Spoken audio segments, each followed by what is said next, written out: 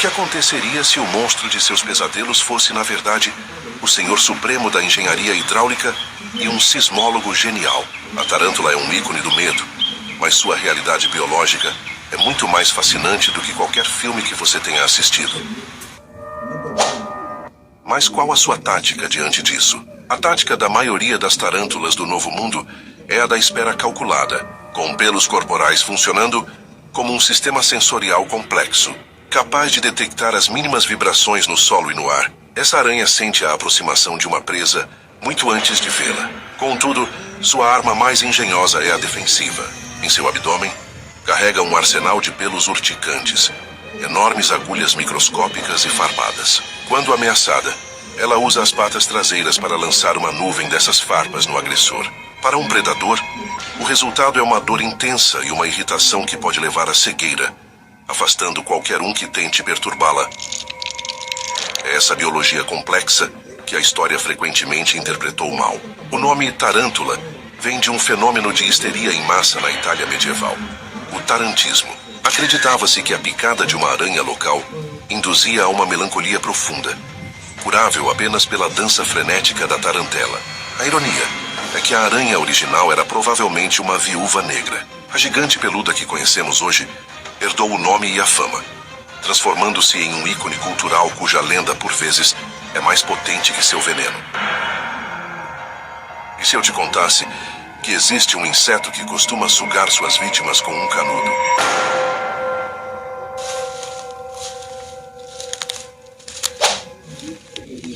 Na guerra, a camuflagem é uma arte, mas um predador levou essa arte ao extremo, usando uma tática que os generais mais brutais da história humana entenderiam perfeitamente. O inseto assassino não se esconde atrás de folhas ou galhos. Com uma probóscide que funciona como uma agulha de injeção, ele perfura os pontos fracos na armadura de sua presa, as articulações, o pescoço, e injeta uma saliva que podemos comparar ao ácido usado para corroer grades.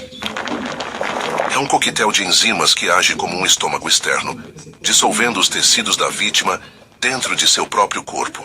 Mas o que acontece depois redefine a astúcia de um inseto comum. Espécies como o Acanthaspis petax coletam as cascas vazias de suas presas, principalmente formigas, e as tecem em uma capa sinistra.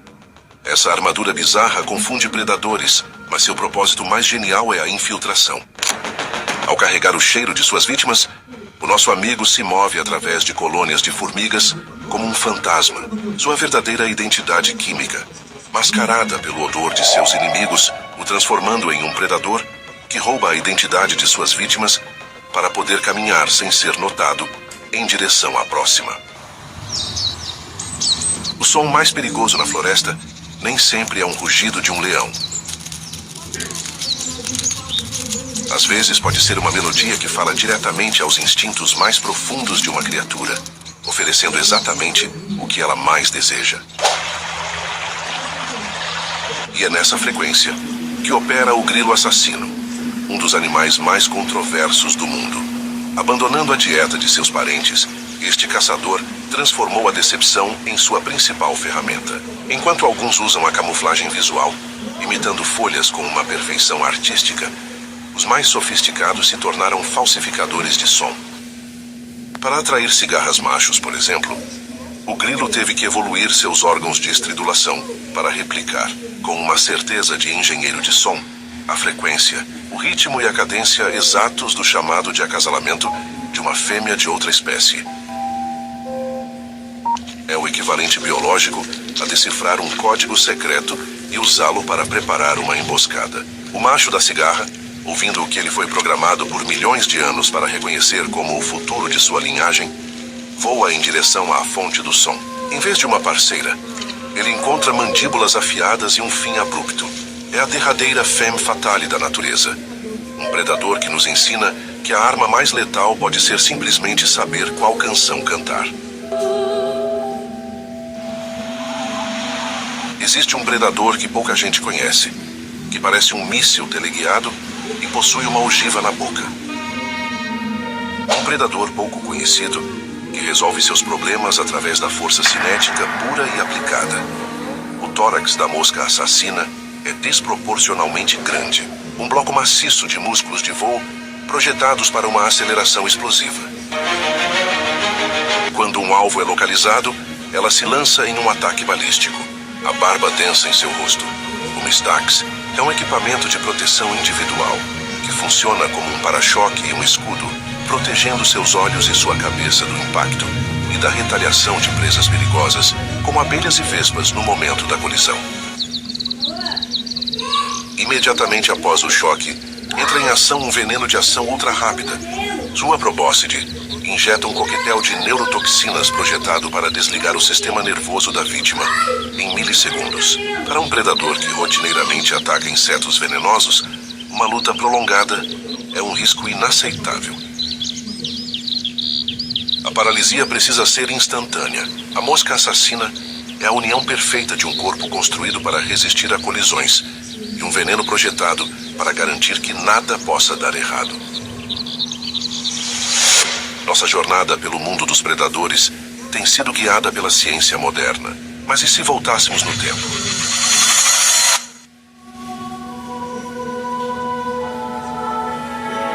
Para uma era antes dos microscópios, antes mesmo de a biologia ter um nome.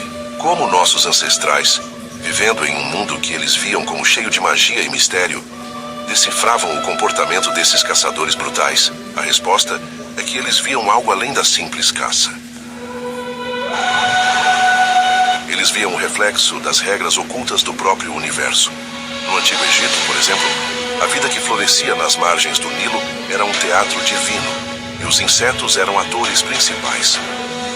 O escaravelho, ao rolar sua bola de esterco pelo deserto, era visto como a personificação do deus Khepri, empurrando o próprio sol pelo céu, um símbolo poderoso de criação e renascimento. Eles observaram um comportamento biológico e viram nele o motor do cosmos. Para os egípcios, o veneno do escorpião continha um poder dual, uma força que podia ser tanto a chave para o fim quanto para a salvação. Eles viam no predador um guardião de segredos perigosos.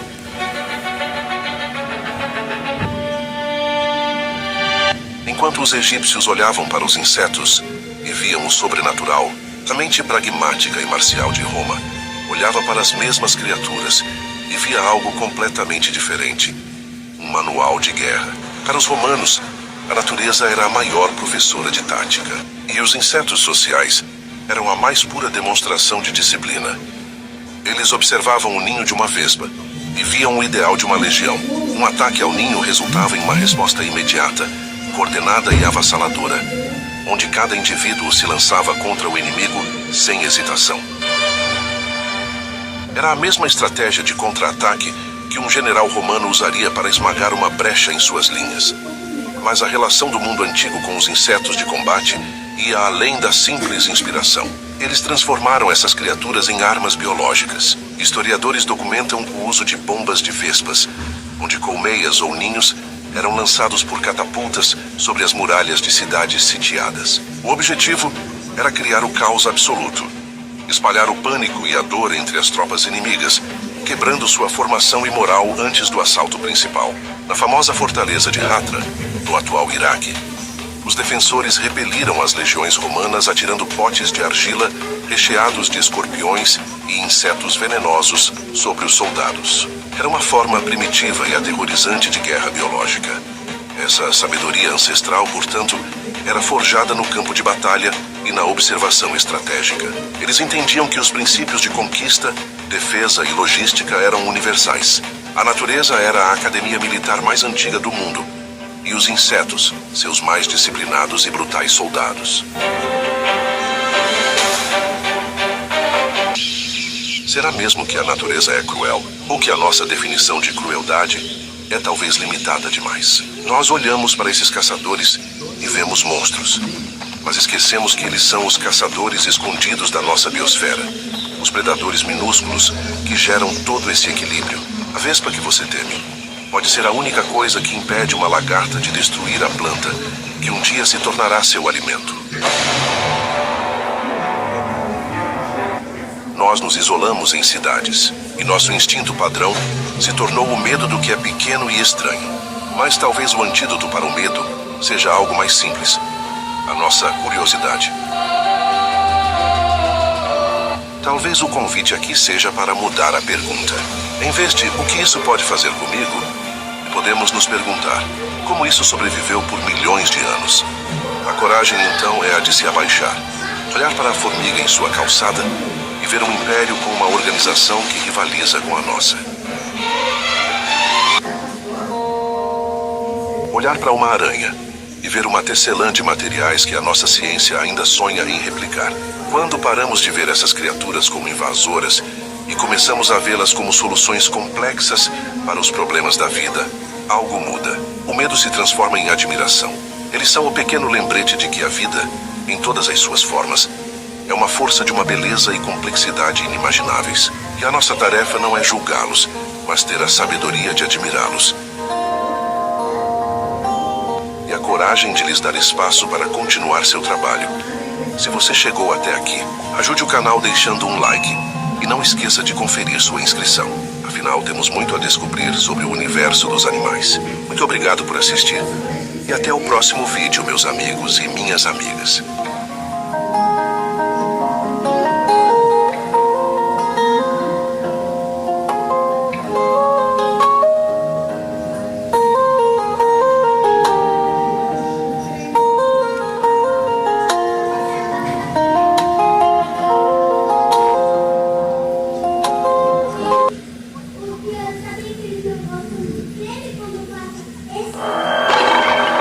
O que é mais assustador? Um leão ou um inseto que pode hackear o cérebro de outra criatura? Hoje vamos explorar o arsenal completo. Do veneno que derrete carne aos rituais insanos que acontecem todos os dias dentro do ninho das vespas predadoras. Vamos cobrir tudo sobre a sociedade impiedosa e a biologia brutal das vespas. Você vê uma vespa e seu cérebro imediatamente pensa: isso é uma abelha venenosa. Mas essa comparação é fundamentalmente errada. Porque uma vespa é totalmente diferente e tem um ódio vindo de fábrica. A abelha, em sua maior parte, é uma coletora vegetariana. Seu ferrão é uma ferramenta de defesa, e ao usá-lo, ela perde parte do intestino e muitas vezes morre para salvar a colmeia. É um ato de sacrifício. Mas, e o ferrão da vespa? É uma arma reutilizável, uma adaga tática. E ela não é vegetariana. Ela é uma predadora de topo no mundo dos insetos, e seu veneno reflete isso. Mas vamos tentar entender como é esse veneno. Quando uma formiga de fogo te pica, você sente uma queimação aguda, quase química. Isso é ácido fórmico. É irritante. O veneno de uma vespa é diferente. É um coquetel bioquímico complexo, aperfeiçoado ao longo de séculos de história biológica. E ele não foi feito apenas para doer. Ele foi feito para incapacitar a vítima, pois contém neurotransmissores que sequestram seu sistema nervoso, dizendo aos seus receptores de dor para dispararem em pânico total. O verdadeiro medo, no entanto, não está na dor que nós sentimos quando somos picados. Está no que alguns insetos que são acometidos por isso sentem. E para entender isso, precisamos olhar não para as vespas amarelas comuns, mas para suas primas maiores. Você já se perguntou qual é a pior picada do mundo? Um homem dedicou a vida a descobrir. O entomologista Justin Schmidt descreveu a dor não como uma picada, mas como um curto-circuito. Ele disse: é imediato, eletrizante, paralisante, como se um secador de cabelo ligado caísse na sua banheira. A dor é tão avassaladora que a única recomendação de Schmidt, se você for picado, é esperar passar. Mas por quê? Por que criar uma dor tão absurdamente incapacitante? A resposta define a brutalidade da vespa. A dor não é o objetivo. É uma ferramenta. Ela precisa derrubar instantaneamente uma tarântula, um monstro peludo muitas vezes maior que ela, não para matá-la, mas para algo infinitamente pior. A dor é apenas a chave que abre a porta. Em meados do século XIX, Charles Darwin estava lutando com sua teoria da evolução. E o que abalou sua fé em um criador benevolente não foram os fósseis ou os tentilhões. Foram as vespas, ele escreveu. Não consigo me persuadir de que um criador do mundo teria feito propositalmente um tipo de vespa parasitoide, com a intenção expressa de que se alimentassem dos corpos vivos de lagartas. Bem-vindo ao mundo dos parasitoides. Daí você começa a entender que a maioria das vespas que você vê voando são apenas a ponta do iceberg. A grande maioria das espécies de vespas no planeta vive dessa forma, usando o corpo de outros insetos para se reproduzir. O processo é bem maluco e talvez te surpreenda um pouco. Algumas vespas, por exemplo, caçam uma lagarta e ficam observando. Ela não a ataca aleatoriamente. Ela usa suas antenas para cheirar a química exata daquela espécie. Ao encontrá-la, usa seu ovipositor, um tubo longo e fino que parece um ferrão, para injetar dezenas de ovos dentro do corpo da lagarta. E aqui está o golpe de mestre. A lagarta não morre. Ela continua viva, continua comendo, engordando e vivendo sua vida normalmente. Mas por dentro, as larvas da vespa eclodem. E elas sabem instintivamente como comer. Elas devoram primeiro os tecidos gordurosos não essenciais, deixando os órgãos vitais, como o coração e o sistema nervoso central, por último. Elas mantêm o hospedeiro vivo e fresco o máximo de tempo possível. É o equivalente biológico a ser sequestrado, levado para um porão. Quando as larvas estão prontas, elas emergem do corpo da lagarta, que finalmente morre, e constroem seus casulos em suas costas. A lagarta serviu como refeição e, por fim, como plataforma de lançamento. Esse ciclo inspirou diretamente a ficção científica. Quando Ridley Scott criou o filme Alien, o xenomorfo não foi baseado em um predador grande, foi baseado na vespa parasitoide. Mas agora quero te mostrar uma espécie de vespa, que é considerada por muitas pessoas uma das mais insanas no mundo. Se ser comido vivo por uma larva de vespa pode parecer o fundo do poço, mas você está subestimando a engenhosidade da vespa. Algumas espécies levaram isso a um nível de controle mental que beira o sobrenatural. Mas será que existe algo pior do que ser comido vivo? Essa que você está observando chama-se vespa-joia ou vespa-esmeralda. A vespa é minúscula em comparação com a barata. Ela não pode simplesmente arrastá-la. Então ela evoluiu para se tornar uma neurocirurgiã. O ataque tem duas fases. Primeiro, a vespa dá uma picada rápida no tórax da barata, paralisando temporariamente suas patas dianteiras. A barata fica imóvel, mas é a segunda picada que é a mais bizarra. A vespa gasta vários minutos procurando o local exato no pescoço da barata, inserindo seu ferrão diretamente no cérebro dela. Ela não está matando a barata, está injetando um coquetel preciso de neurotransmissores em gânglios cerebrais específicos. O veneno desliga permanentemente o instinto de fuga da barata, e ela se torna um zumbi totalmente controlado. A vespa-joia, então, arranca as antenas da barata e bebe sua hemolinfa para se reidratar após o esforço. Depois ela literalmente agarra o que sobrou de uma antena e passeia com a barata, como um humano passeando com um cachorro na coleira. A barata, agora escravizada, segue obedientemente sua predadora até o ninho.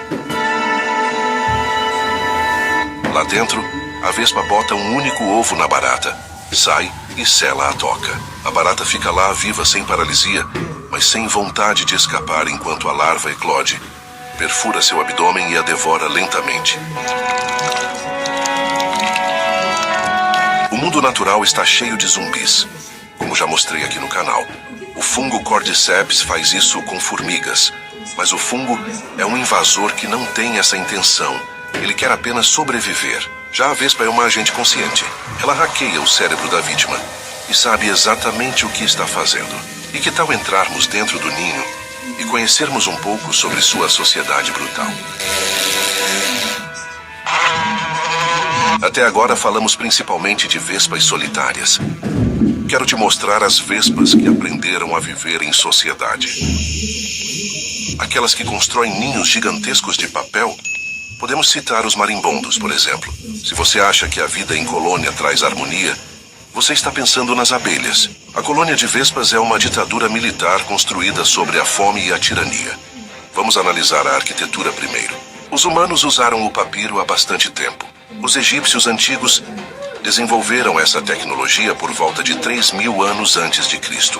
As vespas fazem papel há 150 milhões de anos. Elas raspam fibras de madeira morta e as misturam com saliva, criando um material leve, forte e à prova d'água. Quando uma sociedade é criada, a rainha começa sozinha. Ela é uma sobrevivente do inverno que funda a colônia e cria a primeira geração de operárias,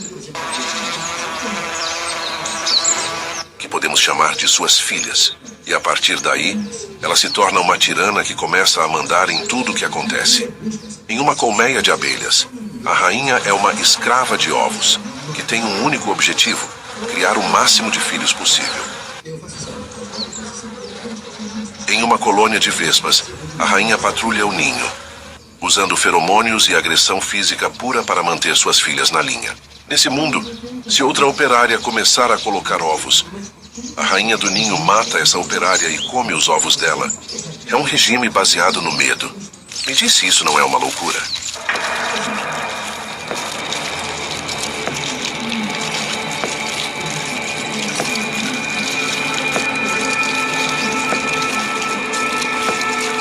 Mas o que mantém as operárias trabalhando? Fome, galera, muita fome. As larvas de vespa no ninho exigem carne. Lagartas, aranhas, moscas que as operárias caçam. Em troca, as larvas secretam um líquido açucarado, nutritivo, que é a única fonte de alimento das operárias adultas. Pense nisso. As operárias são viciadas na gosma de suas irmãs mais novas. Elas não caçam pela rainha. Elas caçam para alimentar as larvas, para conseguir sua dose. Isso é chamado de trofalaxia. É um sistema perfeito de servidão química. Mas qual o problema? Quando o verão acaba, a rainha para de pôr ovos e então as larvas desaparecem. E de repente, as operárias adultas viciadas em açúcar perdem sua única fonte de alimento. É por isso que, no final do verão, as vespas ficam tão agressivas, invadindo seu piquenique e seu refrigerante. Nessa cena, elas estão literalmente em abstinência e desesperadas por uma dose de açúcar, procurando qualquer coisa para comer. Mas para entender um pouco mais sobre essa biologia brutal, vamos falar sobre a vespa mais temida do mundo. No panteão dos predadores, a tarântula é um tanque blindado feito para caçar. É um monstro da classe dos aracnídeos, uma criatura antiga que caça por emboscada e força descomunal. Ela é, por si só, o terror do solo do deserto. E, no entanto, ela tem um mestre que dança no ar. A vespa caçadora de tarântulas pode ser considerada um dos insetos mais agressivos do mundo. E ela se especializou em derrubar um alvo que parece impossível. O confronto entre as duas é um dos espetáculos mais tensos da natureza.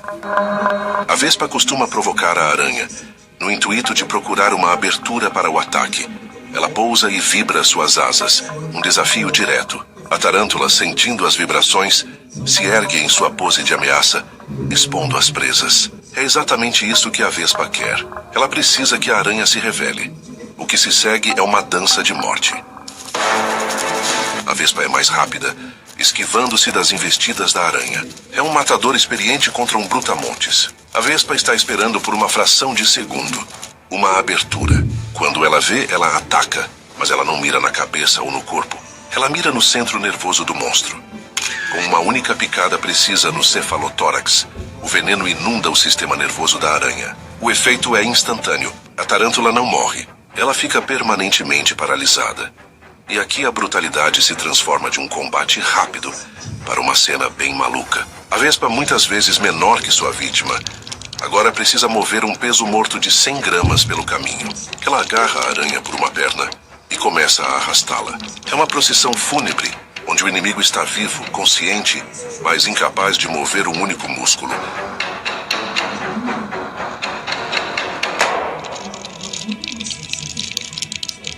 Anteriormente, vimos a colônia social como uma ditadura perfeita, mantida unida pela tirania química da rainha e pela fome de açúcar das operárias. Mas o que acontece quando esse regime desmorona? A história humana está cheia de vácuos de poder. Quando Alexandre o Grande morreu, seu império foi dilacerado por seus generais. Quando o imperador romano caía, legiões marchavam umas contra as outras. No mundo das vespas, o colapso é ainda mais rápido e mais mortal. O gatilho é o fim do verão. A luz do dia diminui e as temperaturas caem. A rainha velha e desgastada começa a falhar. Seus feromônios, que suprimiam quimicamente a fertilidade de suas filhas, enfraquecem. Ou, em alguns casos, ela é simplesmente devivida por uma de suas criações. O resultado é a anarquia total. Aquele sistema de vício, onde as operárias alimentavam as larvas em troca de um líquido açucarado, quebra. Sem novas larvas sendo postas pela rainha, o sistema social entra em colapso. O que se segue é uma corrida genética desesperada. Os ovários de todas as operárias, antes adormecidos, despertam. Elas entram em uma frenesi para pôr seus próprios ovos, que por serem inférteis, gerarão apenas machos. Mas não há mais ninguém para caçar. A ordem se inverte. O ninho, antes um modelo de engenharia cooperativa, torna-se um campo de batalha. As operárias, agora rivais, começam a patrulhar os favos não para alimentar, mas para destruir. Elas praticam o policiamento operário ao contrário. Elas procuram os ovos de suas irmãs e os comem. Elas param de proteger o ninho e começam a devorá-lo por dentro.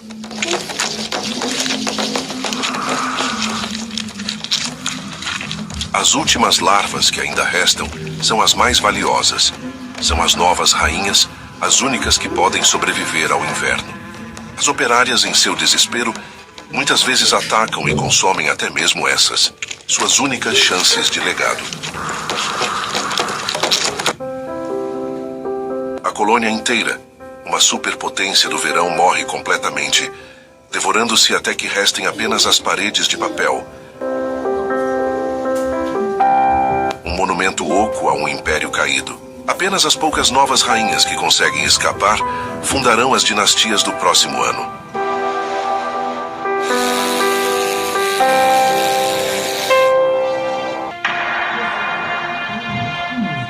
E se eu te dissesse que nesse mundo existe uma vespa que pode atacar um ninho inteiro praticamente sozinha? A vespa gigante asiática é uma divisão de tanques e insetos programados desde o nascimento para caçar e comer. Essa que você observa é a maior vespa do mundo, do tamanho de um polegar humano com uma envergadura de asas de um pequeno pássaro. Os japoneses a chamam de vespa pardal tigre. Sua biologia é a do excesso, e seu ferrão com mais de 6 milímetros pode ser considerada um dos maiores do reino animal em proporção de tamanho. E seu veneno é diferente. Além das neurotoxinas paralisantes, ele contém uma enzima citolítica. Em termos simples, ele derrete o tecido completamente. Uma única picada pode necrosar a carne. E se por acaso der tempo de atacar muitas vezes, as múltiplas picadas podem levar a problemas graves. Mas o verdadeiro terror não é o que ela faz aos humanos, é o que ela faz às abelhas. As abelhas europeias, que importamos para a polinização em todo o mundo, evoluíram sem esse poder. Quando uma única vespa mandarina batedora encontra uma colmeia de abelhas europeias, ela a marca com um feromônio. Ela volta para seu ninho e recruta um esquadrão de guerra, geralmente entre 30 a 50 vespas. O que se segue pode ser visto como uma batalha intensa, e isso pode acontecer até em ninhos de formigas. Isso é o equivalente a um esquadrão de helicópteros Apache atacando uma vila da Idade do Bronze. As vespas entram na fase de abate. Elas ignoram o mel. Elas se posicionam na entrada da colmeia e começam a decapitar as abelhas defensoras, uma por uma, com suas mandíbulas maciças. Elas são tão blindadas que os ferrões das abelhas mal conseguem penetrar sua armadura. Em menos de 2 horas, um esquadrão de 30 vespas pode exterminar uma colmeia de 30.000 abelhas. O chão fica coberto por um tapete de cabeças e corpos. O prêmio? Elas invadem o berçário. e roubam as larvas e pupas das abelhas, levando-as de volta para alimentar suas próprias larvas. A única defesa conhecida vem das abelhas japonesas, que evoluíram com essa ameaça. Elas desenvolveram uma tática de defesa térmica. Quando a batedora entra, elas não tentam picar. Elas a atraem para dentro. E então centenas de abelhas formam uma bola humana, ou melhor, bola de abelha, ao redor da vespa. Elas começam a vibrar seus músculos de voo. Não para voar, mas para gerar calor. A temperatura dentro da bola sobe para 47 graus. As abelhas podem sobreviver a 50 graus. A vespa morre exatamente a 46. Ou seja, a natureza criou o inimigo perfeito. Elas literalmente cozinham a invasora viva. Isso nos faz refletir em como os seres vivos do nosso planeta são insanos.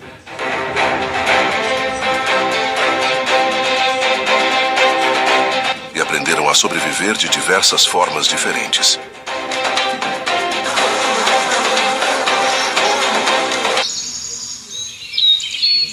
Até agora, a brutalidade foi definida por veneno, paralisia e ataques. Mas existe uma forma de caça mais silenciosa, mais existencial. E pode acontecer toda vez que você come um certo tipo de alimento. Você já comeu figo? Ele é uma flor invertida, um jardim secreto fechado para o mundo exterior. E dentro dele, um ciclo de vida se desenrola, tudo graças à vespa do figo.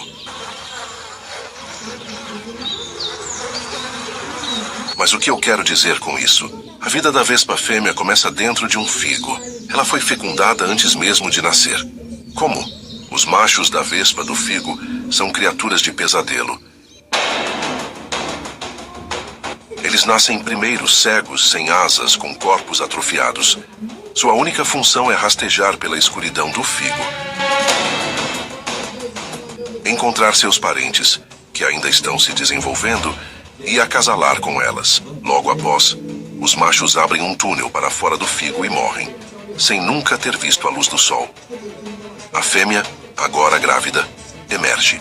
Ela está equipada com asas e antenas, e seu corpo está coberto de pólen das flores masculinas dentro de seu figo natal. Sua missão é singular. Ela precisa encontrar outro figo, de preferência ainda verde, e na entrada criar um jardim secreto, que será microscopicamente pequeno e guardado por escamas rígidas. Ela força a entrada. O processo é tão violento que arranca suas asas e quebra suas antenas. Ela consegue entrar, mas agora é uma prisioneira. Não há como sair.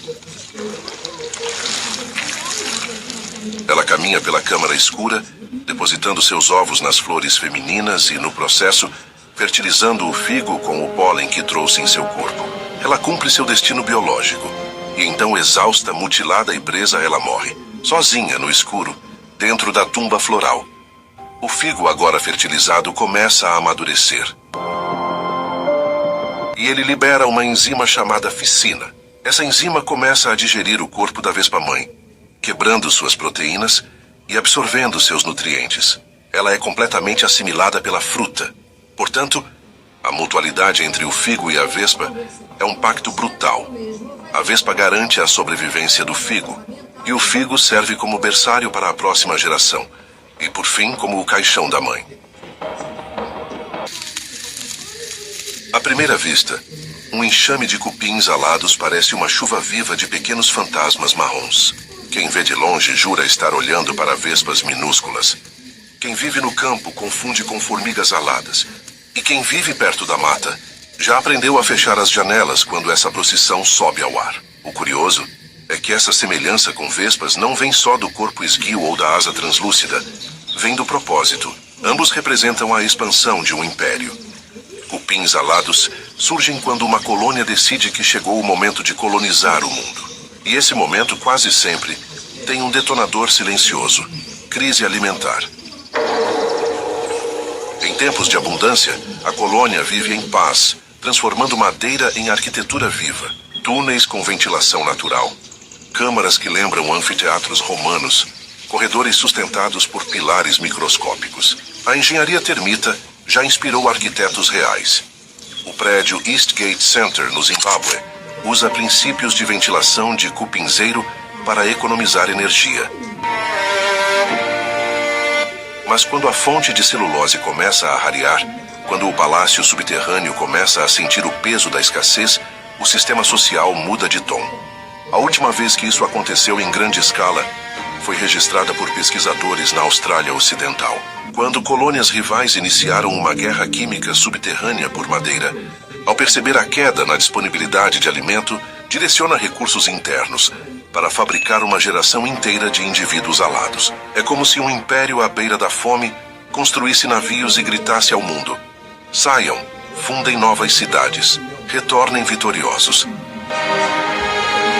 O voo nupcial acontece com o cheiro da terra molhada e o ar pesado anunciando tempestade. O ar se enche de príncipes e princesas alados, buscando parceiros para construir novos reinos. Só que essa expansão tem um preço. Nessas horas, muitas operárias, aquelas que mastigaram madeira por toda a vida, não ascendem ao céu. Elas ficam famintas. Sob o solo, o cupinzeiro se transforma num feudo tenso, onde o alimento é racionado e a sobrevivência da colônia-mãe depende da economia brutal. Larvas mais fracas são sacrificadas, soldados redirecionados para a defesa, e até mesmo a própria rainha diminui a oviposição, economizando energia e prolongando a sobrevida do trono. É quase medieval. Um castelo sitiado que prefere perder civis a perder o núcleo do poder.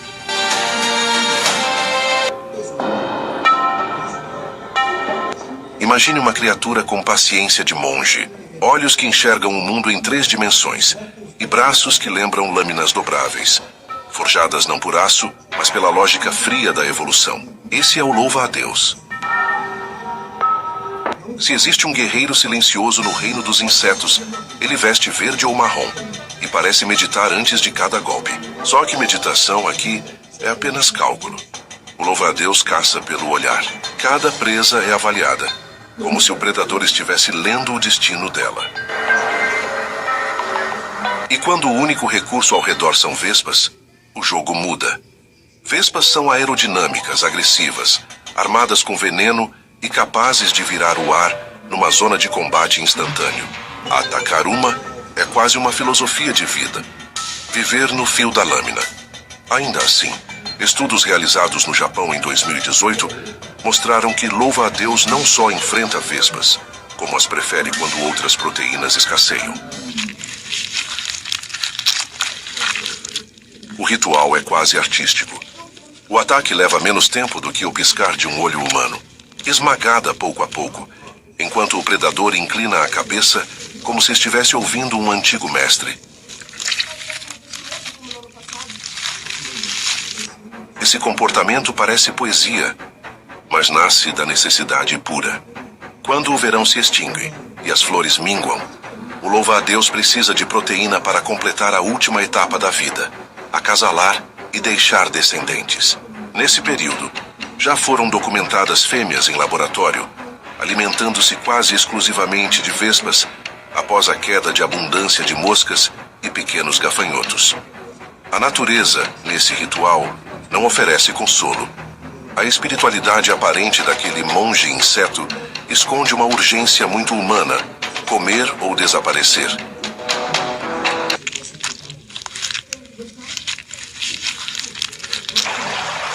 Se existisse um manual ancestral de agricultura, provavelmente começaria com um capítulo dedicado às formigas saúva.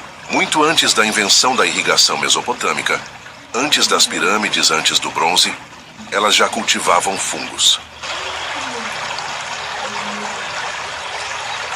A civilização delas tem mais idade que a nossa. As saúvas transformam folhas em biomassa fúngica com a precisão de um laboratório. Operárias cortam, carregam, trituram, umedecem. Soldadas protegem, ninfas limpam, rainhas fundam cidades que podem chegar a 8 metros de profundidade e milhões de habitantes. O que chamamos de mucuri, aquela entrada cheia de terra revolvida, é só o vestíbulo de uma metrópole. E por mais incrível que pareça, existe registro científico de vespas invadindo essa mega capital subterrânea. Em 2015, pesquisadores da Sociobiology Journal relataram a entrada de vespas parasitas nos túneis de Ata, em Minas Gerais. Essas invasoras não tentaram derrubar o Império. Foram silenciosas, oportunistas. Aproveitaram brechas abertas por escavadores, infiltrações, e buscaram larvas para consumo rápido, como ladrões entrando numa cidade durante uma trovoada. As saúvas reagiram como uma unidade militar disciplinada. Produziram soldados com cabeças largas. Bloquearam túneis com o próprio corpo. Redirecionaram operárias para desinfetar áreas invadidas e transportaram o fungo simbionte para câmaras secundárias.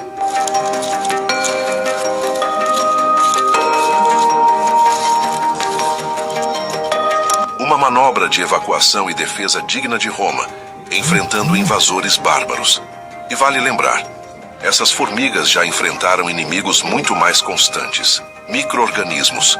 A superfície do corpo delas carrega bactérias simbióticas que secretam compostos antimicrobianos. Cientistas da Universidade de Wisconsin estudaram esse sistema e descobriram moléculas inéditas com potencial farmacêutico. Ou seja, enquanto nós escrevemos livros e erguemos muros, elas sintetizam antibióticos e reorganizam megacidades subterrâneas. E quando uma vespa ousa cruzar essa fronteira, encontra séculos de guerra evolutiva esperando do outro lado.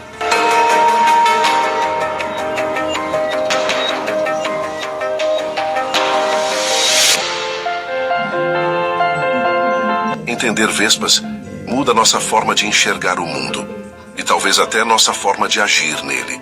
A gente cresce ouvindo que força vem do tamanho, que poder nasce do rugido, que o predador supremo usa garras e musculatura. Só que aí você mergulha nesse universo de insetos estrategistas com sociedades que se constroem, colapsam, reorganizam e renascem sob lógica pura de adaptação, disciplina e foco, e tudo vira de cabeça para baixo. Sabe aquela adversidade que bate na porta? Para uma vespa, é só mais um ciclo. Existe uma inteligência feroz em continuar. Mesmo quando tudo pede pausa, existe grandeza em seguir construindo, buscar recursos, refazer planos, ajustar comportamentos, sem transformar dificuldade em identidade. Vespas carregam uma verdade que serve para qualquer pessoa com sonho na cabeça e mundo real na frente. Disciplina vence empolgação. Adaptação supera força bruta. Consistência constrói reinos invisíveis que um dia viram muralha. O que aconteceria se você aplicasse o mesmo ritmo? Se tratasse cada dia como um pedaço de ninho, cada esforço como fibra que segura sua estrutura, cada fracasso como transição para uma fase mais afiada e mais forte.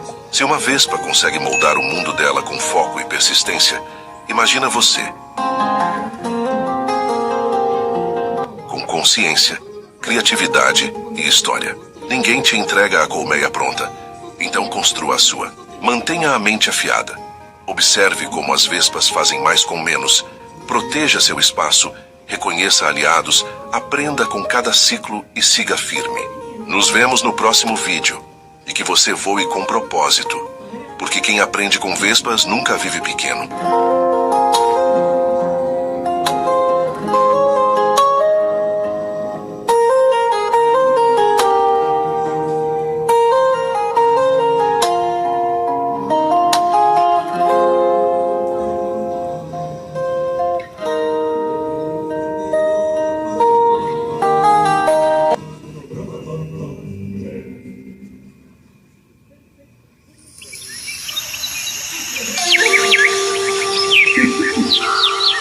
O silêncio da planície é apenas aparente. Um olhar frio e faminto atravessa as águas.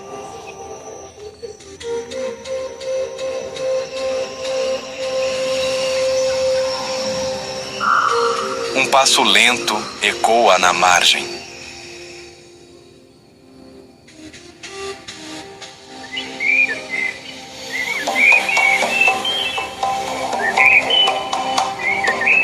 De repente, o líder se revela.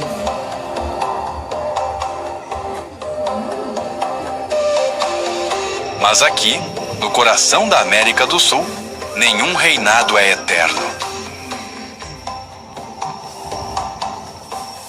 Este é um palco de sobrevivência onde cada criatura é ao mesmo tempo caçador e presa, guardião e fugitivo.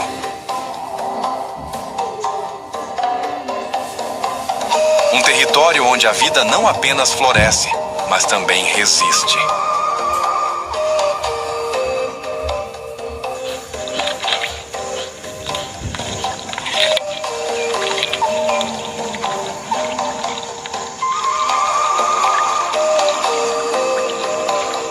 Seja bem-vindo ao Pantanal, o maior pântano do mundo. Uma terra moldada pela água, onde rios e florestas se confundem, onde o céu se derrama sobre a terra e a terra aprende a respirar debaixo d'água.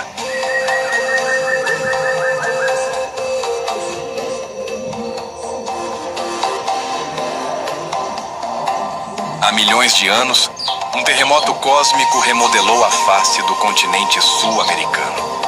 Com isso, nasceu a Cordilheira dos Andes, que se ergueram como muralhas de pedra, mudando para sempre o caminho dos rios antigos. As águas, sem saída, ficaram presas. E assim nasceu esta obra-prima, um oceano de planícies inundáveis, pulsando com a respiração da chuva e da seca.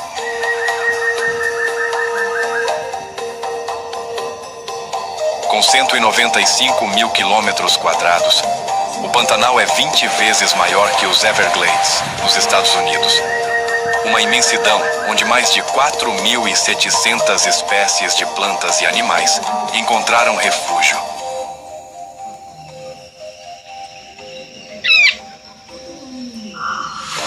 É o lar da maior densidade de onças pintadas e jacarés do planeta.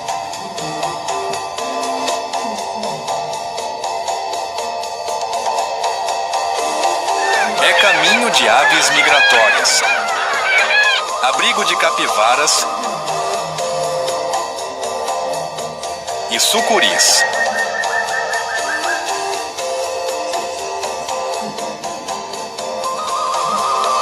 Reinado das ariranhas gigantes, das piranhas incansáveis e das araras azuis que deixam o céu ainda mais colorido.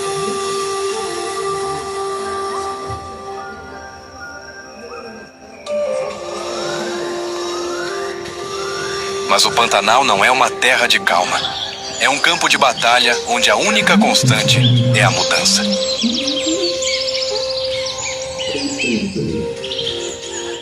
Na cheia, 80% da planície se transforma em espelho líquido. A água transborda, apaga fronteiras e árvores, peixes e pássaros compartilham o mesmo espaço. Na seca, o verde cede lugar ao barro rachado. A fome afia os dentes, a escassez acende os olhos dos predadores.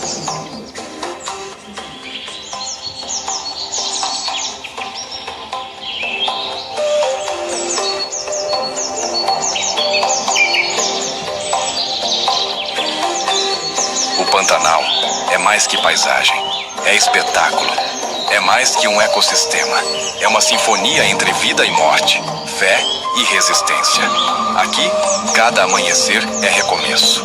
Cada noite, prova. E nós vamos mergulhar juntos neste ciclo, para descobrir que a beleza aqui nunca é gratuita, é sempre conquistada. Está preparado para desbravar os cantos mais selvagens do Pantanal brasileiro?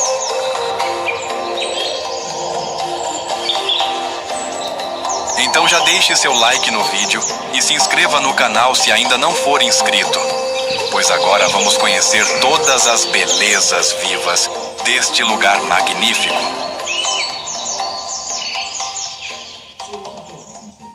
O trovão ruge ao longe, o ar suspende a respiração. É o anúncio de um renascimento. As primeiras gotas tocam o solo seco, abrindo sulcos de esperança no barro rachado. Logo, a chuva se transforma em aguaceiro. A água escorre, invade, transborda.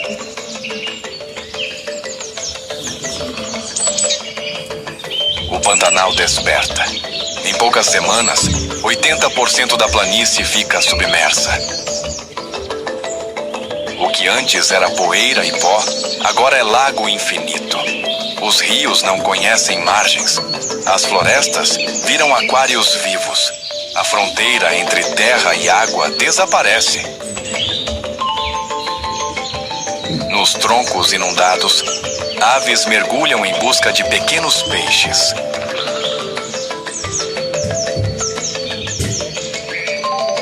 Bandos migratórios retornam de terras distantes, atraídos pela abundância.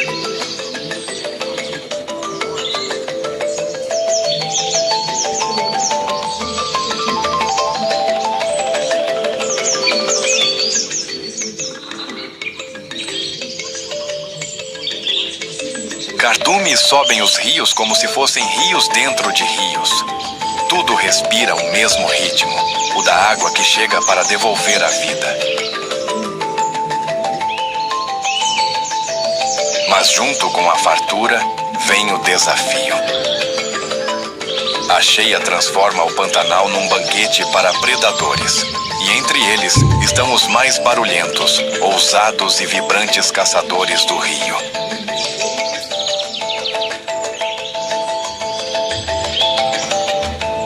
As ariranhas gigantes.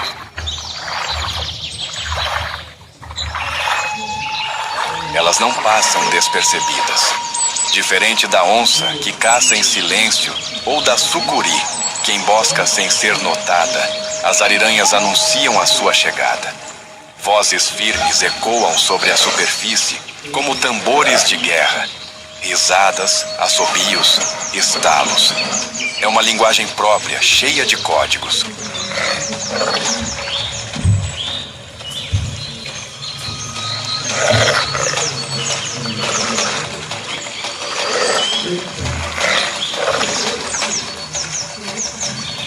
Com até 2 metros de comprimento e 30 quilos de peso, a ariranha gigante é a maior representante da família dos mustelídeos.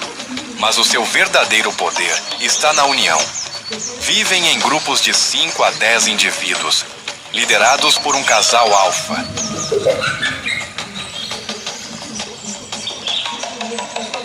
Suas caudas grossas cortam a água como remos. Em poucos segundos, a manada atravessa o rio. A cada mergulho, uma explosão de bolhas. Quando surgem de volta à superfície, os olhos brilham como se dançassem.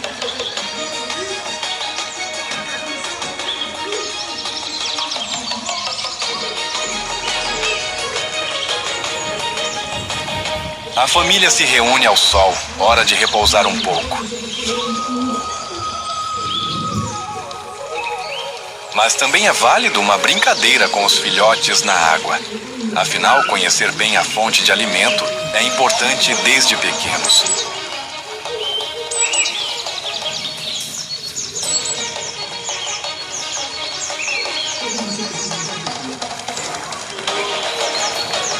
Depois do banho, é hora da mamãe coçar os pelos. Afinal, é preciso estar sempre arrumado.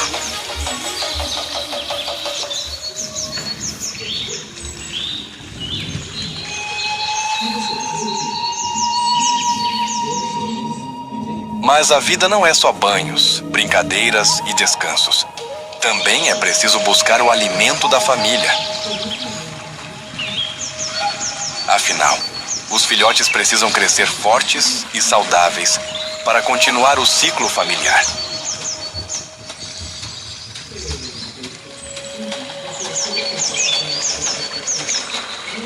As ariranhas são exímias caçadoras, trabalhando em equipe e encurralando os peixes em cantos do rio, garantindo mais um dia bem-sucedido de caça. Ainda assim, o Pantanal não é lugar de ingenuidade. Um inimigo ancestral ronda as mesmas águas. O jacaré-açu, um dos maiores predadores do continente. E as ariranhas sabem muito bem disso. O líder do grupo comanda a fuga, pois a ordem é muito clara.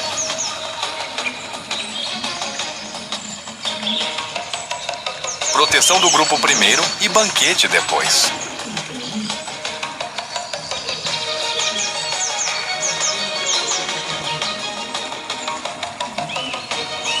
Agora sim, chegou a hora do almoço.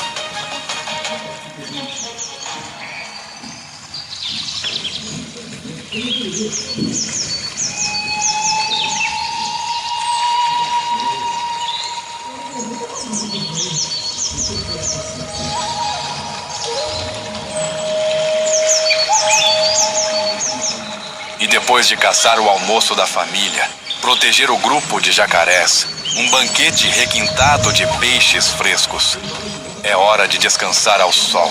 Afinal, ninguém é de ferro, não é mesmo?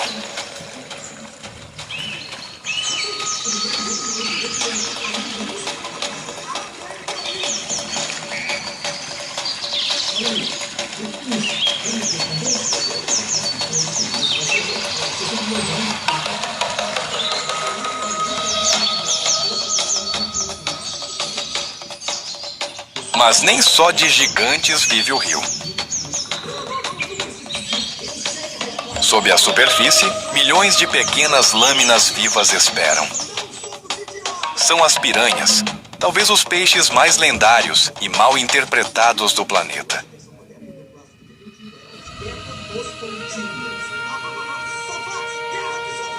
Com até 50 centímetros, dentes cerrados como facas e uma mordida capaz de arrancar pedaços em segundos, as piranhas carregam a fama de assassinas implacáveis. Mas o mito esconde a realidade. Elas são também faxineiras do Pantanal. Alimentam-se de restos, de carcaças, de animais feridos. Limpam as águas, evitam a propagação de doenças. Sem elas, o rio seria um cemitério em decomposição.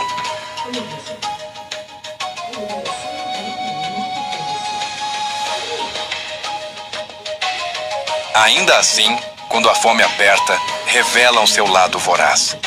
Em grupos, atacam presas maiores, deixando apenas ossos em minutos. O espetáculo é rápido, brutal, hipnótico. Mas mesmo as guerreiras de dentes afiados têm predadores. Para a ariranha, uma piranha é apenas um petisco crocante. Com algumas mordidas certeiras, ela captura uma, duas, três de uma vez. Sobe a margem, devora sem pressa e retorna à água, deixando o cardume em frenesi.